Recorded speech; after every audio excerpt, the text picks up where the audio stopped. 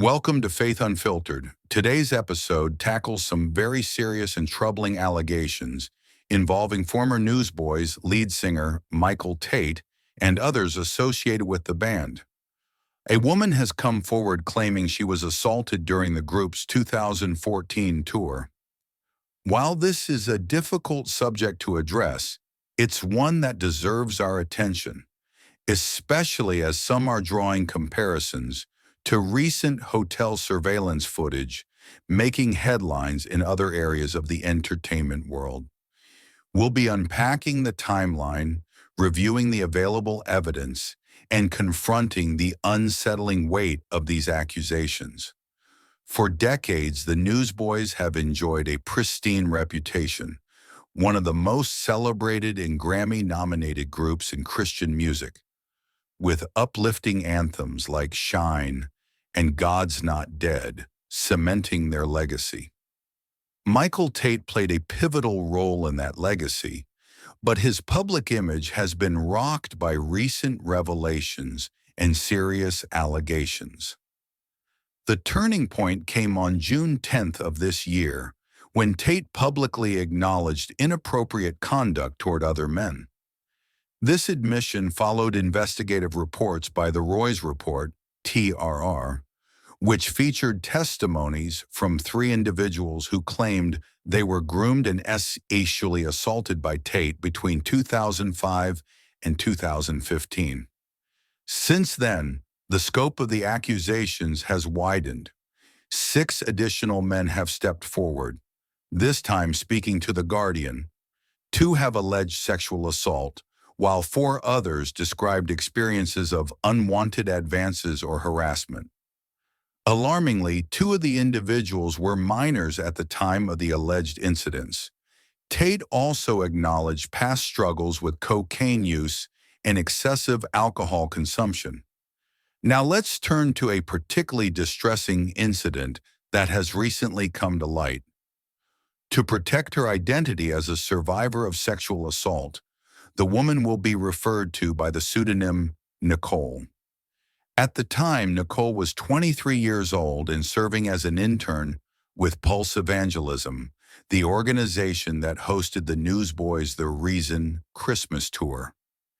In December 2014, during a scheduled 3-day break in Fargo, North Dakota, a small group, including Micheal Tait, members of the Newsboys' lighting technician Matthew Brewer, and others, gathered at the hotel bar. Nicole says she had a few drinks that evening, but remained within legal limits. Around 1:17 a.m., as she was getting ready to leave, she claims Tait called her over and urged her to take a tequila shot with him and another individual.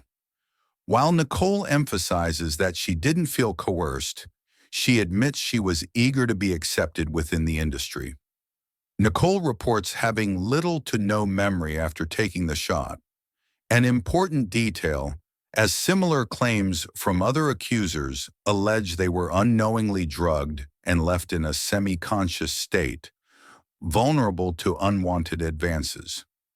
What followed was deeply troubling and, according to the Roy's Report, supported by hotel surveillance footage and a police report.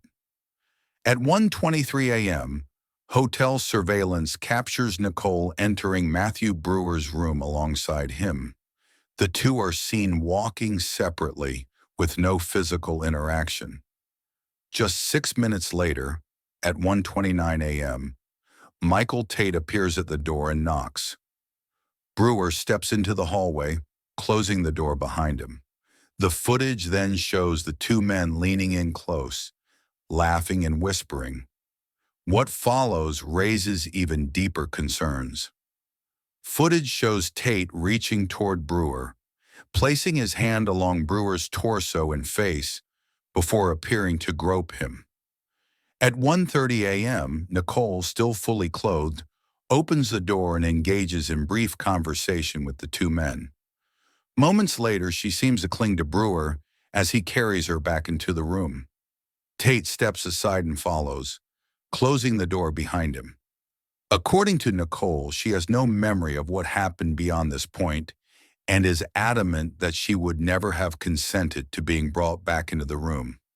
She believes she may have been drugged with a date-rape substance combined with alcohol. This description is consistent with the known effects of certain incapacitating substances, which can leave a person able to engage in basic interactions while later retaining no memory of the experience. What allegedly followed was an attempt to conceal the incident, involving Newsboys tour manager Steve Campbell, the younger brother of the band's owner, Wes Campbell. At 1:35 a.m., surveillance footage shows Tait exiting Brewer's room. Tait briefly returns to the room but leaves again at 1:49 a.m. At 1:57 a.m., he comes back, this time accompanied by Jack Campbell, an 18-year-old drum technician and relative of the management team. Jack enters the room but only for 6 seconds, before quickly exiting, visibly shaken. By 2:16 a.m., Nicole's friends, Jesse Jones and Elizabeth Chan, noticing her absence and growing concerned, begin searching for her.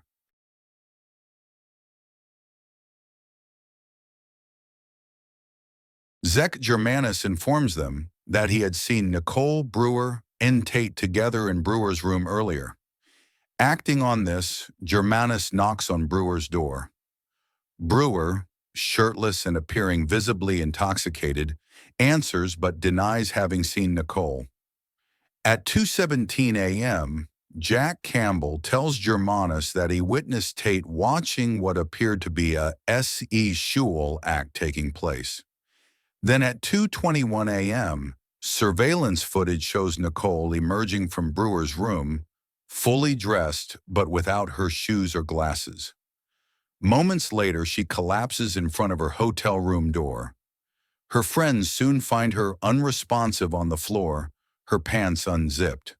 They quickly carry her into their room to care for her. Later, Nicole recalls being on the bathroom floor, overwhelmed and disoriented. She remembers hearing Matt Brewer's voice and seeing Tait in the room. Fragments of memory suggest a coercive encounter involving oral contact. The next morning, she finds that her tampon had been forcibly pushed further inside her. At breakfast, she confides in her friends, expressing confusion and distress over what occurred, believing that she may have been involved with Matt despite having been a virgin and never having shown interest in him. Nicole's line manager, Matt Best, responded swiftly, taking her to the emergency room in Fargo and encouraging her to undergo a forensic exam and toxicology screening. Overwhelmed by fear and shame, Nicole declined both, an act she would later come to regret. Her medical records reflect the reasons she was offered these procedures. Nicole remained uncertain about whether more than one person had been involved, and she recalled a third individual entering the room during the incident. At the next stop on their tour in Williston, North Dakota, she attempted to keep her distance from Tait and Brewer. However, Tait approached her and reportedly said, "You're my sister in Christ, and I'm so sorry." He allegedly continued, "I'm a grown man who tours, and sometimes I struggle with urges. We all fall short." Tait later allegedly approached Jesse Jones and Elizabeth Chan, admitting to a lapse in judgment. He stated that while he did not physically engage with Nicole, he had been present in the room and watched the incident unfold, adding, "Of course, I was aroused." He then reportedly sought forgiveness and expressed remorse, implying that the matter could be resolved without involving authorities. When Nicole's friends and manager approached Newsboys tour manager Steve Campbell, his responses were reportedly described as cold and mechanical. He allegedly dismissed concerns about a violent incident, remarking, "Kids will be kids," and adding that his role was to manage crises and make things go away. Campbell has denied making these statements. With Matt Best's support, Nicole returned to Fargo to file a police report. However, the detective appeared reluctant to investigate further, citing a lack of evidence and suggesting that even a forensic exam would likely go unprocessed. The case was ultimately set aside, and no interviews were conducted with Tait, Brewer, or any members of the Newsboys management. The detective reportedly confused Matt Brewer with Matt Best, ultimately concluding that the interactions were consensual, despite Nicole's statements. Newsboys management has asserted that they were not informed of any alleged misconduct until June 12, 2025.